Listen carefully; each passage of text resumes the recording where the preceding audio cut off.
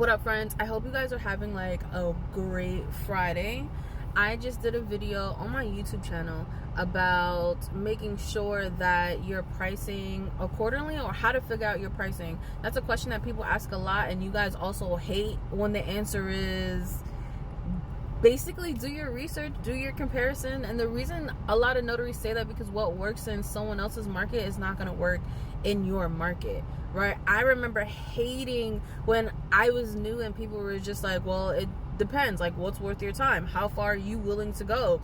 There are some people who are willing to go super far, like 60 miles, and get paid like $150. Nah, I'm not driving that far for $150. I'm not driving that far for $200, to be honest.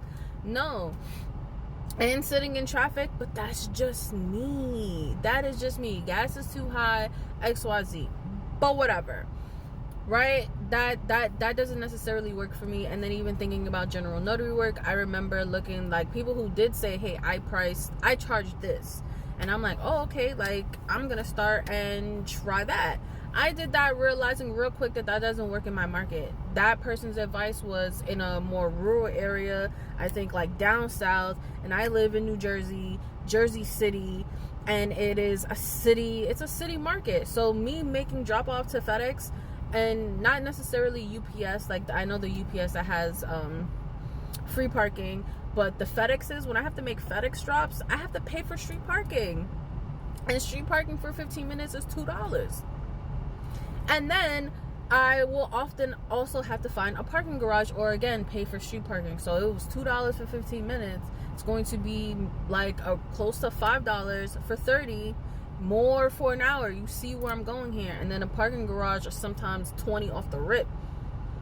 $20 off the rip. So I started to notice that the lower price point when I started there, that just the parking alone was eating up my profits.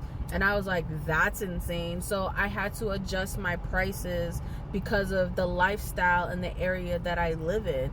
That was just the reality. But it's also okay to start at one point and realize, hey, this is not servicing me well, and up your prices, lowering your prices. You know, it's a thing. It's gonna be trial and error. It's not gonna be perfect. So all of you who are like wanting to be perfect at XYZ, I've changed the structure of my business, the style of my business so many times, and it's not gonna be the last time I change either. So don't think too deep. Just go out there and run it up.